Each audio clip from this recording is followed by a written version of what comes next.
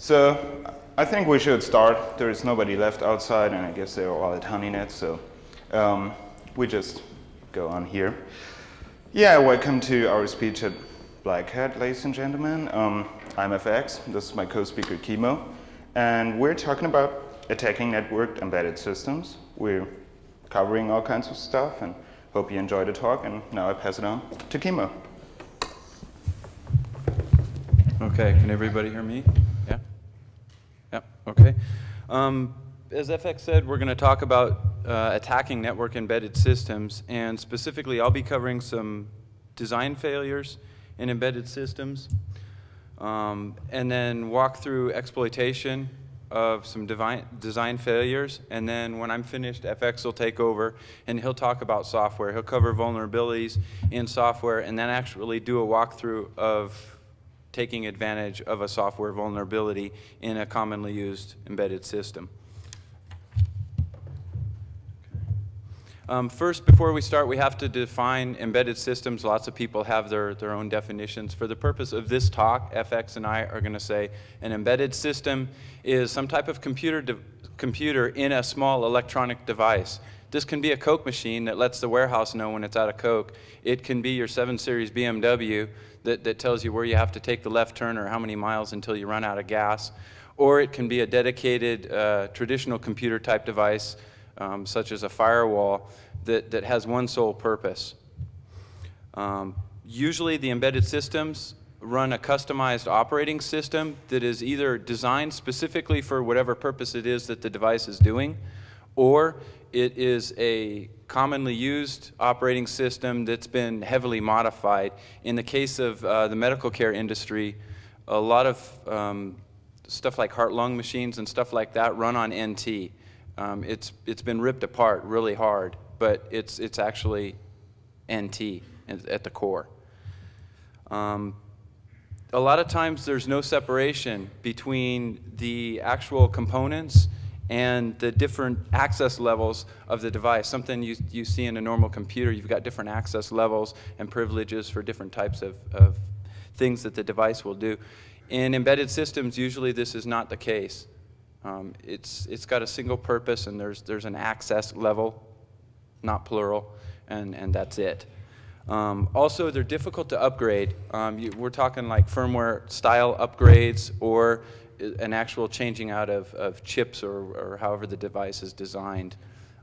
If it's the hard disk or whatever, the actual upgrade may entail removing the hard disk and replacing it with an updated version. Yeah. Okay, things that we've seen as design failures that we're going to cover here is items like undocumented functionality, standards that are totally ignored, or an uncontrolled complexity of the actual device. Things like ignored standards there, we're talking if anybody uses finger on a Cisco device, you finger the Cisco and it'll turn around and tell you what sessions are active, and that's it, and it closes a connection. That is not the way that finger is supposed to function according to the protocol. The standard itself. It's supposed to do other things. Developer backdoors, a lot of times a piece of software gets developed and rolled out, and maybe some big customer, whoever, uses it, tests it. The developers have backdoors in there so they can get in and do software maintenance. And then down the road, 10 years, the company's been sold 2 or 3 times. The developer's gone, and those backdoors are still in there. Every once in a while, everybody reads BugTrack. You see some of these backdoors coming to light. That's just a natural occurrence because of, a loss of control of the development or whatever it is, but it's something that happens actually quite often. Also legacy functions, something that was needed way back, say 10 years ago, that's not needed anymore today, because today nobody uses whatever it is as a function. Complexity, I think everybody here knows about marketing and how everybody wants to be first to market, and we're going to add this new functionality. We're going to make it Bluetooth accessible or whatever it is, and everybody adds this. It gets added really quick. A lot of times when people do this, they don't pay attention to the original design and the way the device itself was designed and the way access was set up on it, and this gets ignored, and they add this new piece to it, and it doesn't fit in. And that's where you start running into problems. The first one we're going to talk about is the Lucent Brick. This is a National Security Agency approved firewall. It's a layer 2 firewall, also certified by NCSA. It suffers what we think are a few design failures in the design of the ARP cache itself. First off, it will forward ARPs regardless of the rules that you set up in the firewall. It really doesn't care. It will forward the ARPs. So you can do like an ARP sweep instead of a ping scan to identify other devices in the area. Another problem is ARP reply poisoning. Do you want to hit the first one? If you look down in the corner there, the ARP reply poisoning, the cloud, we're just going to say that's the internet or the area outside the firewall. At that point, an attacker can sit there and just send an ARP reply with a spoofed IP address of the LSMS management server. That is a management station for the brick. It uses this LSMS server to control the firewall. You log to the LSMS server. You can control, globally, you can control 100 different firewalls across your enterprise network with this LSMS server.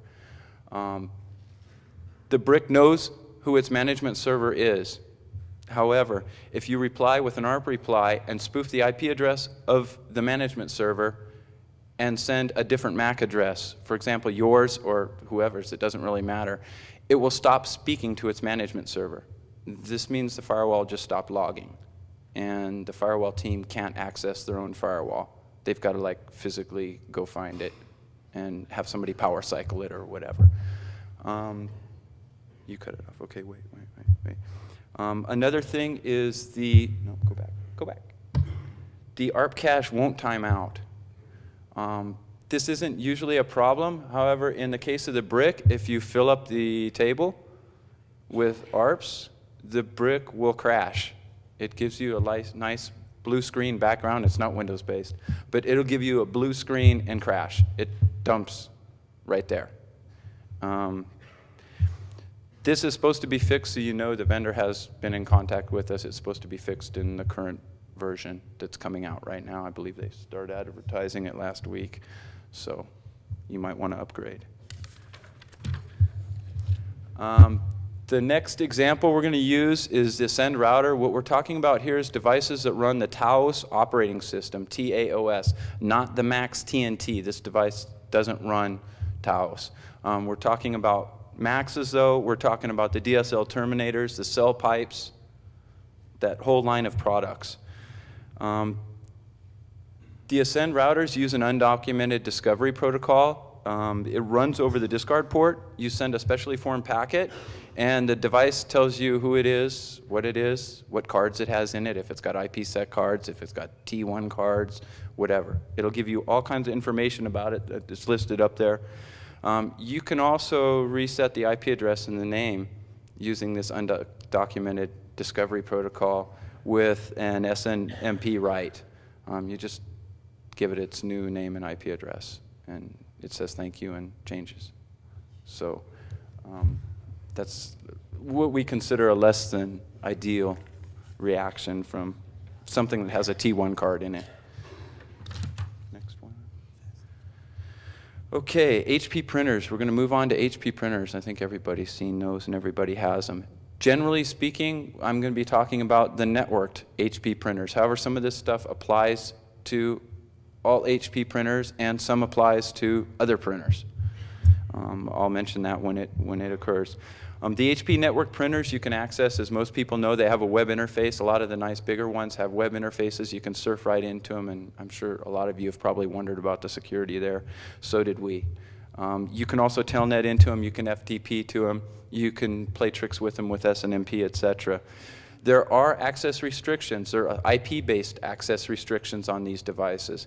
They're password set for the PGL security password, for example. PGL is the printer job language. There is passwords set there. There's ways to restrict access via IP, and there's actual admin passwords on the device using the different access methods.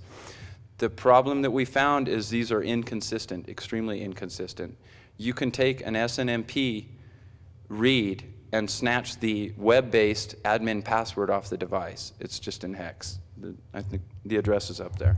That's where you've got it. It's in hex. So just take the via SNMP, snatch the web-based password. Once you have that, you just surf to the device and you own it. You just log in as username LaserJet, not admin. We tried that over and over and over. That doesn't work. The username is LaserJet. Once you're in, you own the device. You control this device.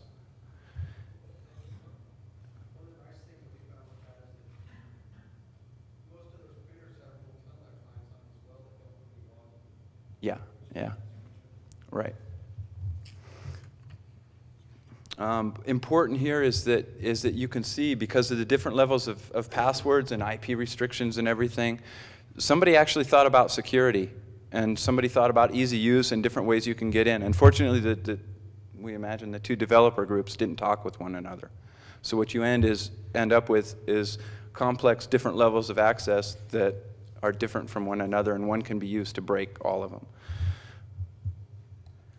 Okay, PGL, printer job language. I mentioned this just a few minutes ago. It operates on port 9100, and this gives you access to the configuration. This is like the part where you tell it, take paper from tray 1 or print it in best quality or in cheap quality or whatever. This is what gives you that access. The security for this relies all on a single password. The password is a number between 1 and 65,535. So it'll take you about 6 hours to brute force at worst. That's the worst case. So that security we don't feel is all that good. Go ahead. Okay, next, PJL. What is this? This gives you access to the actual file system on the printer. Think of the printer now like a Unix system, if you will. Okay, it's got a file system. This is where the spool jobs are kept. This is where macros are kept. If you've got like a legal office, you've got the little headers for the letterhead for everything. You can actually do PCL macros for that type of stuff and store that in there. That's where all of this stuff is kept. In the newer models of the printers, there's a lot more file system content. You've got your web server, so you've got like web pages. You've got all your content. You've got all the subsystem stuff is all located there. It's an actual file system that you can go into. You want to flip it real quick? And it is a file server. Using a tool that we've developed, this is a shot of the actual file system. And you can see there's two volumes, volume 0 up top and then volume 1. And you can actually see the content there. There's directories identified by a D. That was real hard to figure out. There's text files, there's logs, there's objects. You've got subdirectories for different items. The spool's down below on a different volume. Okay, so we figured we've got this PGL, so we'll develop a tool to make it easier to use, because telnetting in over port 9100 and trying to figure out how to work everything is kind of a pain. So we figured we'd make it a little bit easier. Some of our goals. We want to make it easy to use. We want to be able to read and modify all the content on this file system. So we want full access. We decided we'd add in something to break the passwords, because why should I use my laptop to break the password when I can use your printer to break your own password? It's easier that way. You can change the messages, which created a lot of frustration for the company where we work at, because they kept going up to the printer and it said, please insert coin in the display, and was flashing our names instead of printer ready. So you can have a lot of fun with this thing. So that was part of the background of this. We wanted it to be easy to use. One member of the group, FTR, who'll be speaking later at DEF CON, he actually wrote a GUI that wraps up this, and it's PFT, the printer frustration tool. This is the main menu here. We've blocked out the IP addresses because you wouldn't believe how many printers, HP printers, you can find on the internet if you just happen to accidentally surf port 9100 and see how many you can find out there. There's a lot of printers that at that high level aren't blocked. Next, we've got a interface to the actual, like a file browser, if you will, a Windows Explorer, to make it easy. Like you have your exploit and you want to upload it, so you want it to look like Windows Explorer, right? So you just grab it and click and move your exploit up onto the printer device.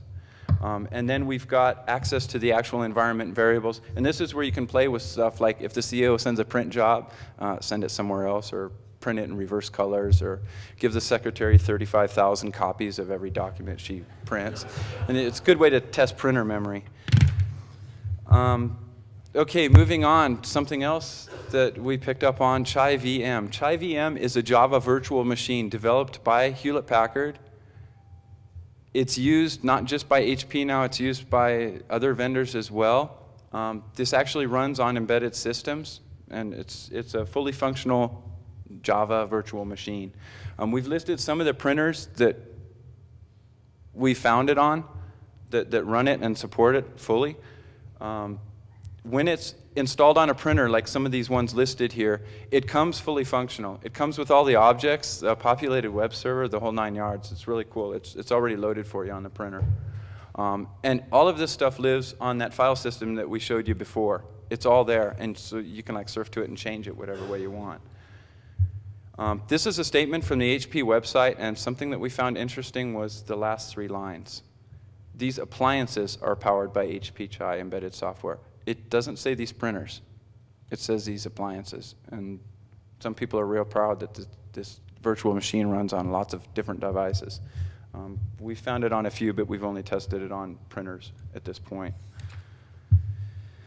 So how does it work? Okay, first, your printer will come with a standard loader service. It's called this.loader. That's an actual, I mean, you can see it's a web address on your printer. You just go there, and that's it. It's this.loader. That's the original one. The idea was it's supposed to validate the jar signatures when you upload stuff. It didn't work real good. It's like really bad. And so HP developed something new, and it's called EasyLoader. This itself, this EasyLoader, is a signed jar itself. And once this is uploaded and executed on the printer, you can upload other jars without worrying about the signatures, which is real important in a few minutes here. That's the easy way to do it. The other way is accessing through the printer itself, just going directly to the services. You see the path there, that volume 0 with csconfig. That config is actually just a flat file. That's a config file, like something you'd find in the etc directory that you can take and play with any way you want and change it to do whatever you want. If you have a question, HP's website has lots of information. They'll teach you how to work all that stuff and do everything. You can just download it all. So the goal, getting our code onto our printer. The first thing you have to do, you've got this.loader, which isn't ideal. We want EasyLoader on there, so we upload EasyLoader.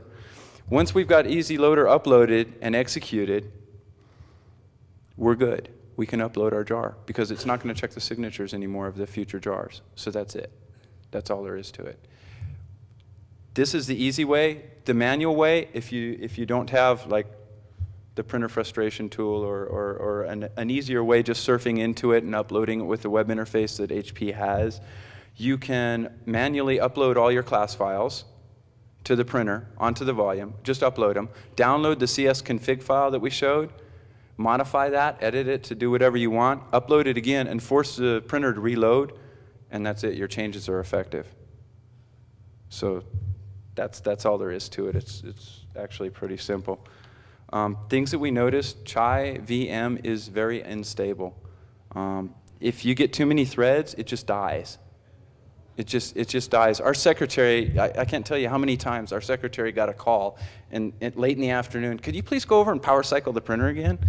It was testing was really, because we don't have like these huge printers at home to play with. If you send a connect to an unreachable host or a service that's unreachable on a port, the device will also crash. It just dies. It doesn't always give you an exception. Sometimes it's just gone. Sometimes it'll throw an exception and terminate halfway decently. It's really unstable in that respect, and we haven't been able to figure out we haven't been able to reproduce it effectively to determine why it's doing what it's doing. HP has a simulation environment, which is cool, that you can download. It's for developers and whatnot. You can go to their website, or at least 2 weeks ago it was still there. They're probably taking it off the site right now, but You can download the simulation environment. Unfortunately, the simulation environment doesn't work like the actual devices. The devices are extremely unstable, and the simulation environment's real cool and never crashes, and it's real nice. If you try this at home, you'll need that last line. It's in your notes too that they gave you, because you'll end up having to reset the printer quite often, and that's what you need to do to reset the device itself.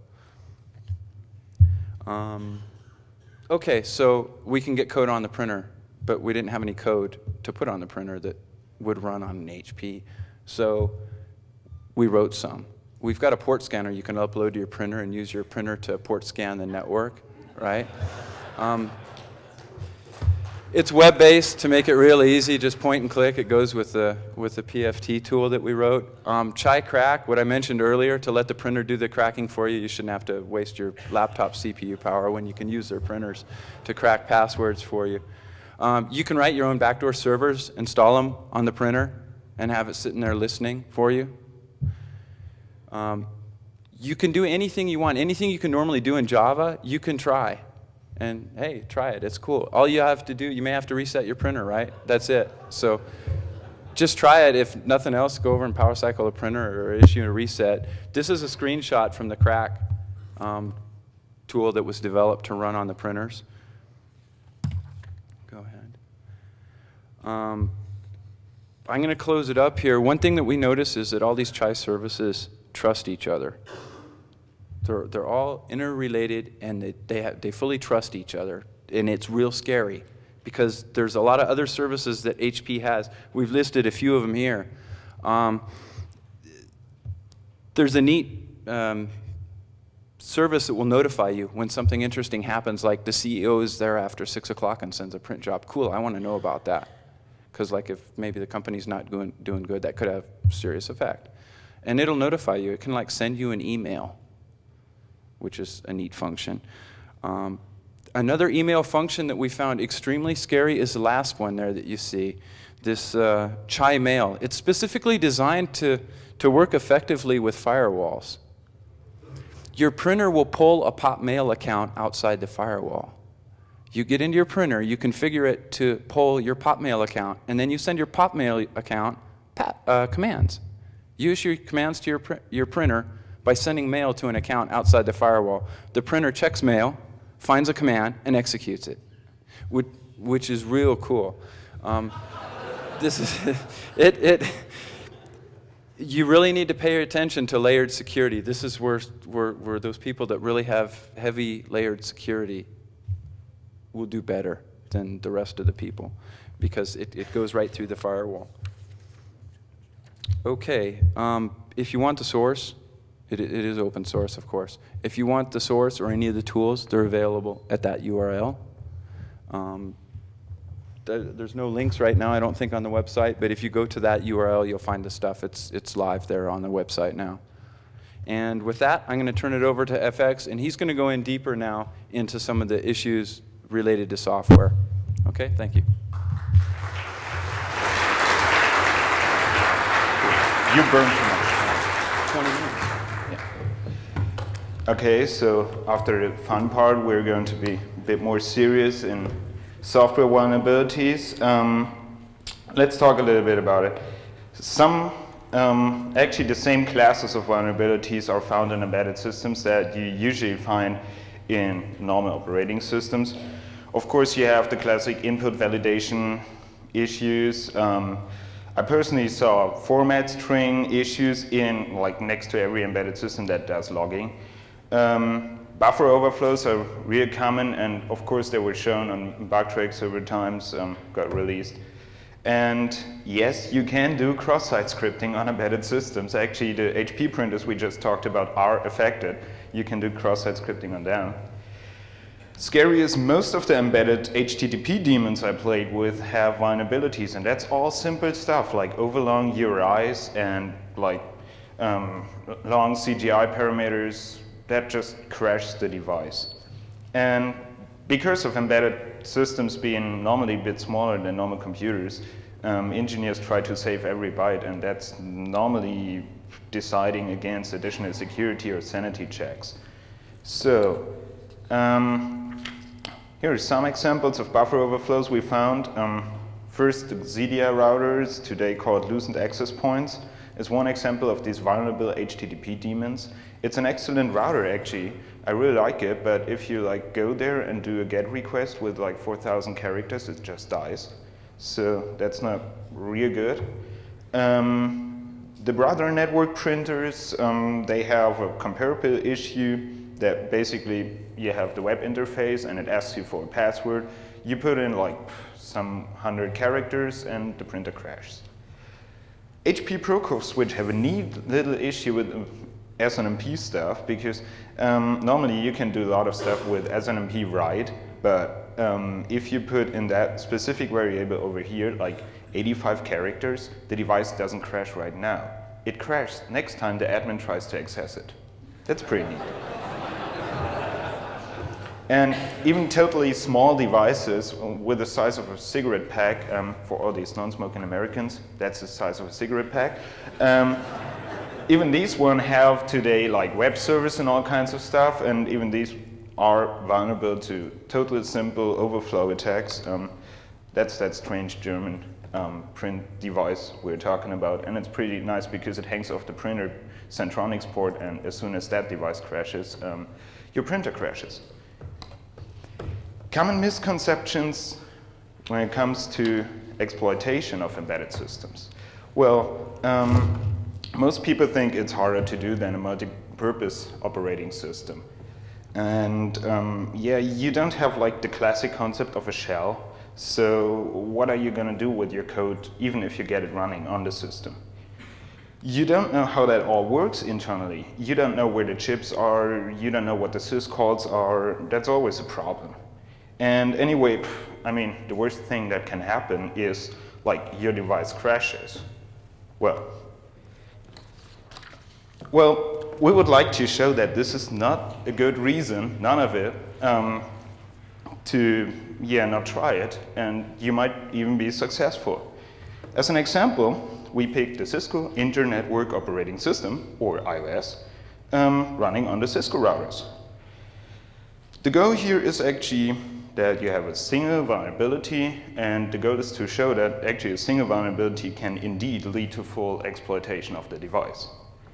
So some general things we have to keep in mind here. First, the whole thing is one big piece of software. So as soon as something feels unhappy, it's gonna crash, and everyone who has Cisco routers knows that.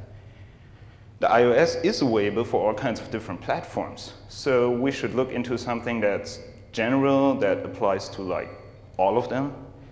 And of course, it's not open source, so you can't just surf to ios.sourceforge.net and check out how it looks like. You have to do that a bit different. So, according to Cisco, the by far most common problem in iOS is related to memory corruptions. That's how they say that. So, while there are many different ways of memory corruptions, we can safely assume that a vulnerability with something put in that's too big is probably the characteristic of a heap overflow. So, well, of course, you always need the vulnerability to research something like that. And yeah, so we figured we use that TFTP one here. It's not widely used, so initial exposure should be minimal. The issue here, if you go TFTP server on iOS and you request a file and you have a huge file name, it crashes. And that's down here. Unfortunately, I can't laser point. That's basically one snap of what's shown on the console when it crashes. So let's just check out what we can do with that. Oh yeah, that's fun part. The Cisco TFTP advisory, by the way, not having any credits for us. Just to quote that, even they think the worst thing that can happen is your Cisco crashes. Well, understanding the memory layout. With a huge chunk of binary data, like the iOS images, you can just disassemble it, and of course that would be illegal, and we don't want to do that. So what you do is, one way is you put debug output, memory dumps, and core files together, and yeah, other sources of information as Cisco's troubleshooting web pages. And yeah, from the crash output of the console we showed before, we can already see something quite interesting. We have a block magic that tells you, okay, here begins the memory block. This 2 over here is probably the process ID of the thing that died. Then another pointer block higher up in memory that actually, if you look at that memory place, also has that block magic, is probably the next block. So the following is probably the previous block. Good assumption. And then we have that size field over here that has a quite funny most significant bit set. And so educated guess is that this most significant bit is used for this memory block is in use. So to make sense of it, we have to check the memory addresses commonly used in the devices. Again, we serve to Cisco's web page, and we use some normal commands like show proc CPU, show mem allocating process, stuff like that. And one can easily validate that these are correct or not. And of course, the most interesting part for us is the NVRAM address, because that's where the juicy part is stored. So what we know so far is this. We have that magic number as described on the Cisco web page. We have the PID, some pointers, we don't actually know what they're used for. The address of the string used for show mem allocating process. The next pointer, the previous pointer, the size field with that assumed usage bit, a field called RFCNT. For me, that sounds like reference count. And of course, the red zone, which is used as a canary and to check if you actually have memory problems. Now, here's what we plan to do. We fill the memory block that is used to store our legitimate data. And since we're literally sitting in there, we call it the host block. He's friendly to host us. We append the made-up block header to it and write this one over the original block header of the next block. And that's how it is supposed to work. Now we try to make iOS use this header information and hope for something that has a comparable behavior to malloc-free exploits on Linux. The desired result, of course, is writing to arbitrary memory addresses. During our research, we found the following about these blocks. When iOS frees memory block, the element is removed from a linked list. So actually, there is a pointer exchange taking place over here. And that's basically how it looks like. The previous next pointer now points to the next memory block. And the next previous pointer points to the next pointer of the previous block. Basically, I think the graphic is way better than my explanation. This is basically what we're looking for. So maybe we can use that for something. Now to some tricky part that really required some time. Find out what is required. What does iOS really check? The magic is checked. The PID and these strange other memory addresses are not. Surprisingly, the next pointer is not checked. The previous pointer, on the other hand, has to be 100% correct. The size field is checked and should not contain any bogus values like huge values or something. Then, of course, iOS will not like it. And of course, that red zone is checked because that's what it is for. So, question is, what's checking that? There is a process on iOS called check heaps, which actually makes sure that everything still looks the way it should be. And if not, you just hit a software forced crash. So on top of that, for these fields, some of them are actually checked during allocation and freeing of memory blocks. So if unhappy, iOS crashes, usual behavior. But hey, I mean, from that picture, we can overflow up to the next pointer, actually. And so we can influence one of two pointers using in a pointer exchange. Which leads us to the next slide. Let's take the first victim. Cisco 2500 allows direct writes to the NVRAM memory, which is quite nice. We simply place the address of the NVRAM in an X pointer, doing the overflow, and since we're doing a string overflow, we don't actually append these red zeros over there. And the last 2 bytes are just what's left over from the old pointer, so we just hope it's not a high number. And yeah, for the pointer exchange, it takes place, the linked list removal takes place, and this unknown previous pointer is directly written into the NVRAM, which has a nice effect, because what happens is this. We send that little fake block thing over there, then the NVRAM checksum is no longer valid. So first it figures, oops, memory problem, reboots. After the reboot, it realizes, oops, NVRAM no longer valid. So it goes out, asks on the network for a configuration, and of course we're going to happily provide one. Here we go, you just own the Cisco router. Let's review what we have done here. We've used the buffer overflow and a fairly common method, I mean that's not black magic, to invalidate the NVRAM. So the attack has some disadvantages, of course. The NVRAM is only directly viable on a 2500. And of course the attacker has to be in the same subnet to provide that config. Or of course own the TFTP server. But the attack has also some advantages. You don't need any specific knowledge other than the overflow length. Everything else is well known. And the attacker doesn't need shellcode at all. I mean, there are no limitations on what to do, and the config can be as big as you want. So far so good. So, of course, if you feel like it, you can use that as a nice permanent remote denial of service attack. But who wants to do that anyway?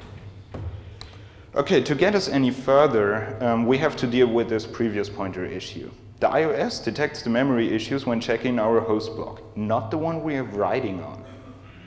So to test, the test seems to check if the previous pointer of the next block points back to where iOS obtained its address from in the first place.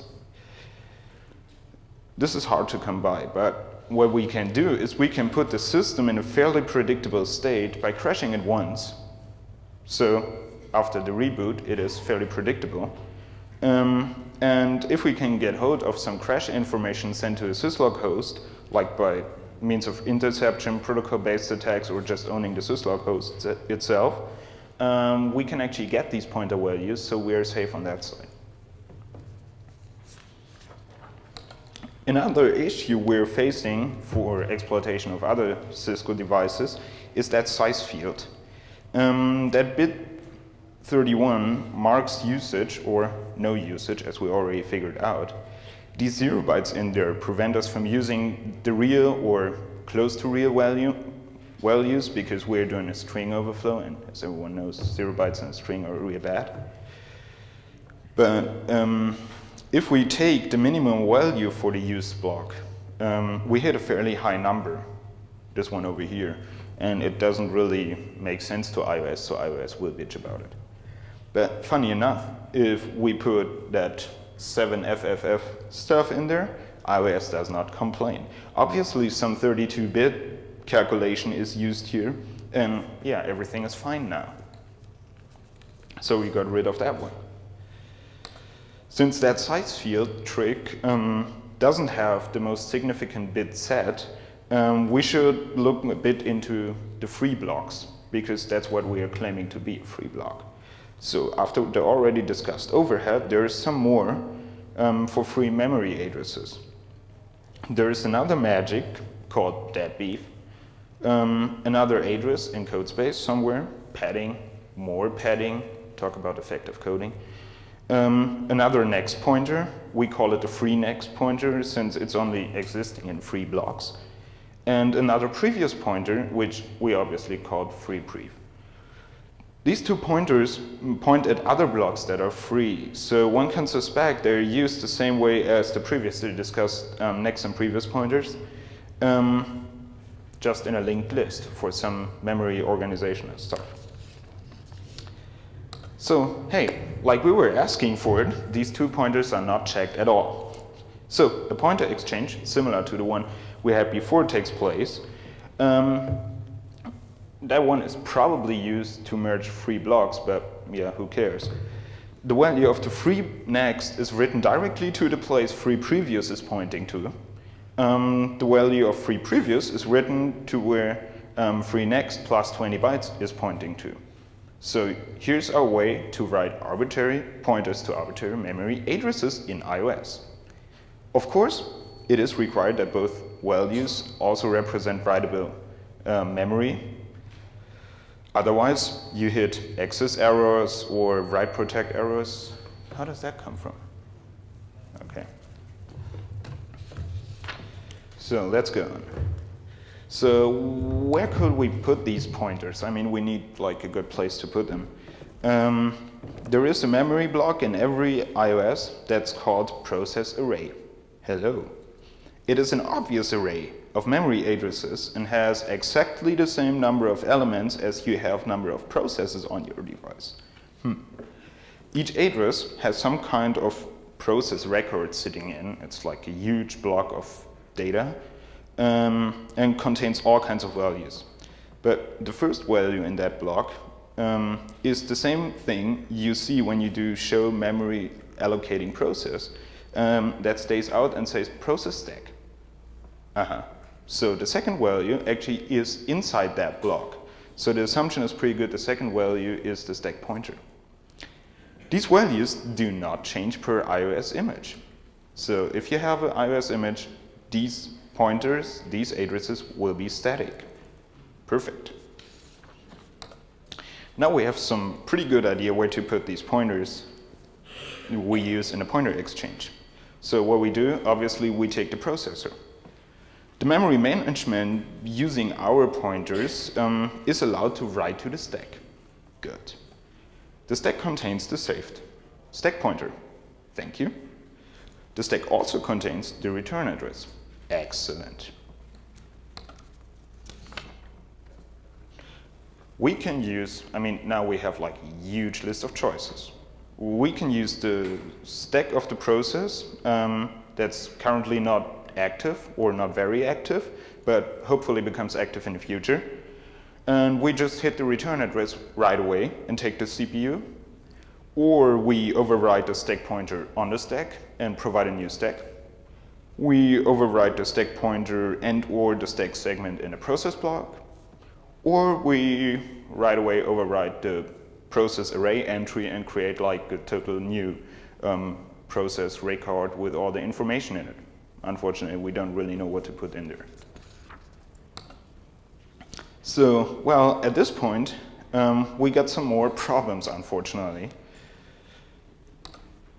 When we do our overflow, a free, which we are using here, actually cleans the memory.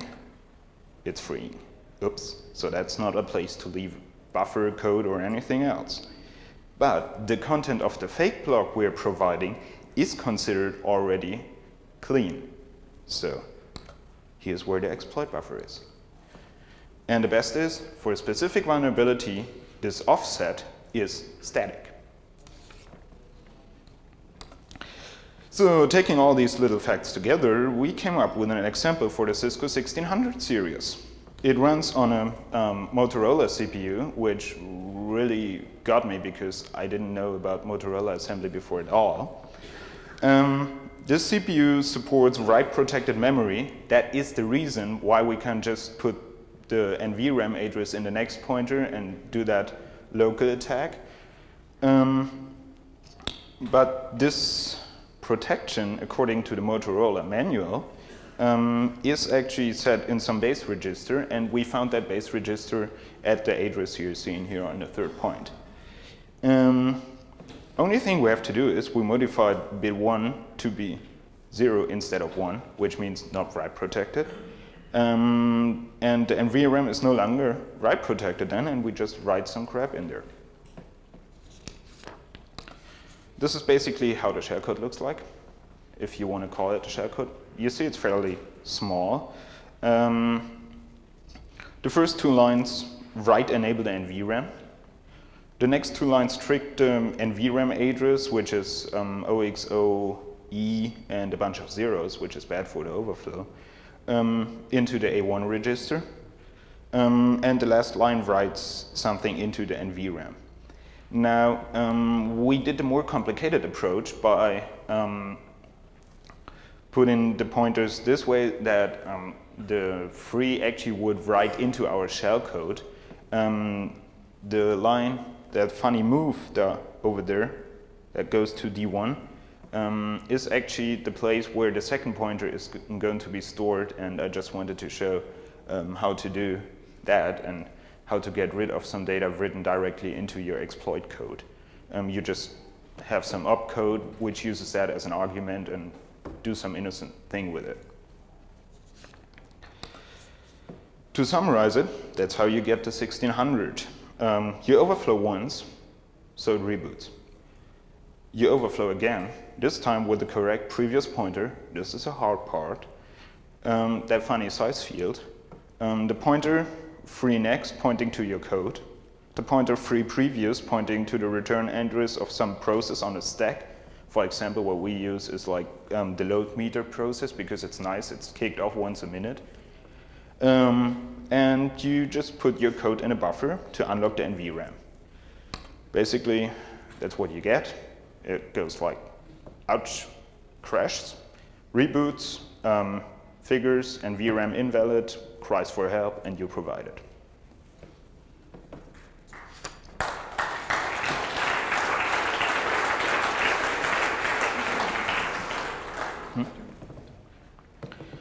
Okay, to go further, actually we need some more info on iOS that's not well known. It uses some kind of cooperative multitasking. Actually, it looks more like a huge program that kicks off parts of it using interrupts all the time. It really relies on interrupts. And this NVRAM checksum that's always invalid when the device reboots is actually a 16-bit checksum, a once complement checksum as found in IP. So it's not too hard to calculate that one. It also contains like the size of the config and information on why the system crashed last time, including stack traces and all kinds of stuff. So the config is basically a long string for iOS. It's terminated by that well-known end keyword and a 0 byte, and that's pretty much it. So equipped with all that information, we can just as well write a shellcode that enables us to take remote devices. All we have to do is carry the config with us in the backpack of the shellcode. We disable the interrupts so nobody interrupts us. We unprotect the NVRAM, calculate the NVRAM checksum, the new one, and just write the config.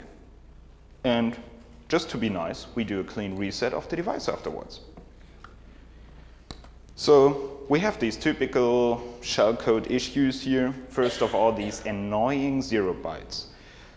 We basically took the total classic approach of self-modifying code.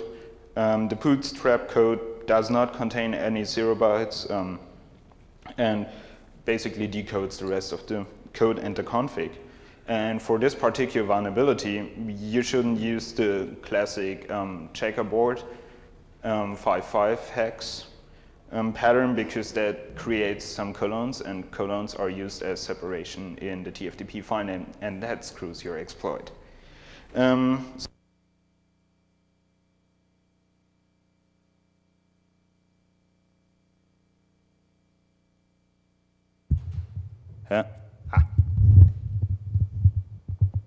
Back in game. So we got around that annoyance.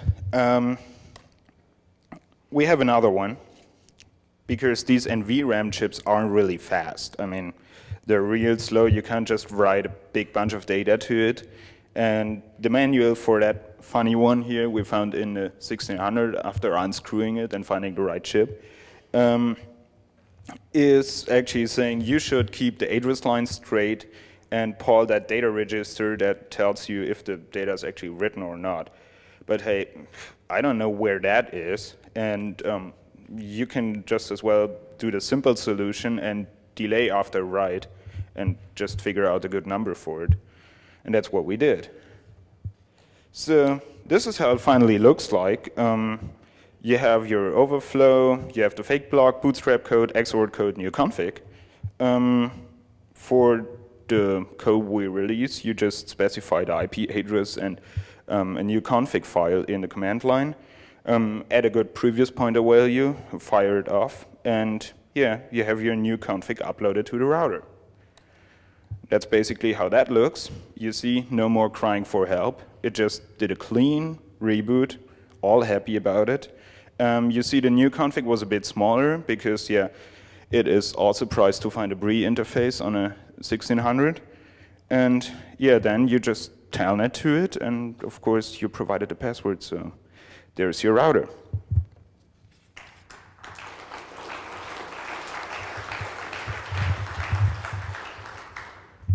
So here's some simple snippets from the code. Actually, that's the fake block we're using here. It looks horrible, but it's not. If you look at it like 3 times, you actually know how that works. It has that red zone over here to terminate the last block, have the magic, have some PID, it's never checked.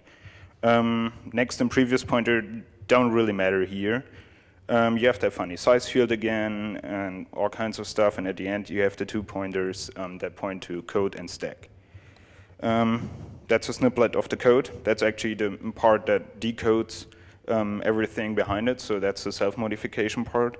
It has, again, some self-modification in the self-modification code because, unfortunately, the branch opcode for Motorola does contain 0 bytes, so we had to fix that here. And yeah, that's how to cleanly reset a 1600, or for that matter, every device running on that processor. But of course, I mean, that's not as reliable as a TISO SSH exploit, so there's still a lot of work to do on it. We especially need to compare the workings here with other Cisco heap-based vulnerabilities and see how they differ. We also need a way to deliver stable external buffers, but one can imagine that in the backpack of any protocol message picked up by the Cisco, that shouldn't be a big problem. The previous pointer is still the biggest problem we have and has still to be solved completely, because I'm not happy with that reboot method, and yeah, we're working on it. Stay tuned. What's the? Yeah, we need a list of stack addresses per iOS image, of course, because, as I said, they're stable per image, but there are tons of images out there. So yeah, you have to find that out. And we also need some shellcode, but that's easy. That's writing to flashcards or actually removing traces, like stack traces, so the forensics guy has a real bad day. Or just real-time modify the configuration. I mean, you can just have a shellcode that removes all access list bindings, replaces the password, and reboots the device. So far, we still have to prove, actually, that this exploitation method works on all iOSs up to 12.2 due to a lack of a vulnerability for 12.2. We couldn't prove that yet. Yeah, yet again, a summarization of what we did and what we tested here. The 1000 series is actually even simpler to exploit because it's nice enough to let you write directly into the exception handler. So as soon as the device finds out that something is screwed up, it will execute your code. Sounds a bit like the Windows exploits, actually. The Cisco 1600 and 2600 are easily exploitable, while the 2600 runs a power processor, so you're not going to use that shellcode here. And the 2500 is not exploitable remotely that way because we still have, your code actually ends up in low memory addresses that have tons of zeros in there. But if you have an overflow that is not string-based, you can take the 2500 too. And from what one can see from the different memory maps, most of the Ciscos are exploitable this way. Yeah, for everyone who didn't get it yet, there are many buffer overflows in iOS, and on any platform using such a heap override with a fake block, you can remotely exploit them. There are various different possible attack methods and attack vectors here. You can like inject it via protocols. Debug-based exploitation is good, and yeah, the big problem here is that the network infrastructure still has not gotten enough attention from the security folks.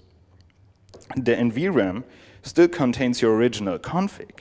I mean, for the local network attack where you invalidate the NVRAM, the attacker doesn't just get the router, he also gets your config, including all the passwords, all the routes, all the settings, all the juicy stuff.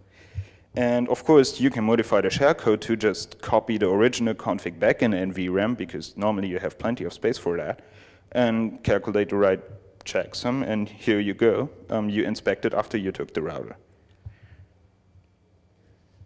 Oh, and by the way, that also breaks that no servers password recovery stuff. So if you get locked out of a router, make sure you have TFTP running. Here's a real bad scenario on that one. An attacker takes a branch of his router. This is what we did here. Then the attacker builds himself an IPsec tunnel back to protect the innocent. So he's not seen by the IDS and all these people running honeypots. And yeah, then he goes, takes over your company via his encrypted tunnel. So the question, of course, is how do you protect yourself against it? In general, do not rely on one type of equipment for your protection. If everything on your DMZ and outside perimeter says Cisco, that's not good. Assume that a vulnerability in your networked equipment or embedded system will sooner or later be exploited to the fullest extent. We just wanted to show that it is possible. It doesn't stop anyone from doing remote overflows on like your printer. Use all protection an operating system gives you. Like if you have something where you can set a password, and please not the default password. And don't just overlook simple and small devices. Sooner or later, they will fall victim to someone. And yeah, basically, if you think about how to manage all your devices, remember to do it as secure as possible. Don't use Telnet. So for HP printers, check the following. Did you assign an admin password? Did you change the SNMP communities? Both of them. Did you enable PGA protection? Actually, that gives you just a bit of time, but it's okay. Use the IP address filter and only allow like print servers to talk to the device. If you send the job to the print server first anyway, there is no reason your computer has to talk to the printer directly. And for critical printers like finance department, you might consider them put in behind IP filter devices, or honestly, just connected to the LPT port. That's what that is for. I mean, you don't have to set it on the network if only one guy is printing on it. For the Cisco routers, the following are additional measures to be taken to prevent your routers to be exploited. Of course, you should do the normal Cisco router hardening anyway. Keep the iOS up to date. I mean, it's painful, I know. And it might even require some money because, yeah, you have to buy new RAM for every new version of iOS. But this is basically the best way to protect yourself. Turn off these unneeded services. I mean, that's like one of the oldest messages in the security community, but it's still not gotten through on like routers. Use the signature over here to tell your network-based IDS how a Cisco heap overflow looks like. You can use the command debug sanity, which is, by the way, undocumented, to increase the validation of the memory structures. It actually just prevents like less experienced attackers from doing it because the exploitation still works. It catches afterwards. And of course, make perfectly sure that your logging data doesn't go anywhere. Oh, right, and that config register trick over here is pretty good, but makes maintenance pain in the ass.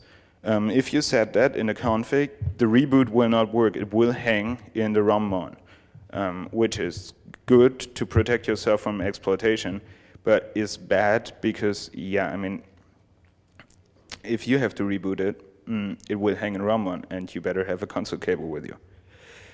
And really, I cannot resist saying that, but if you have no vulnerabilities in iOS, the presented exploitation method is not going to pose a risk at all. So that was pretty much it. Hope you enjoyed it.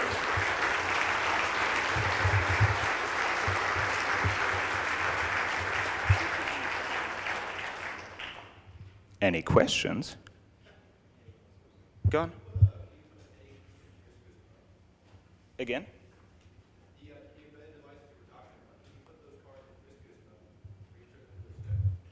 Yeah, I was thinking about that too, but you're quite limited in the Java VM so far. So I couldn't see a way to do that, but I ain't no Java coder. So if you know someone who does the coffee stuff, ask him. No more questions? Okay, so thanks again.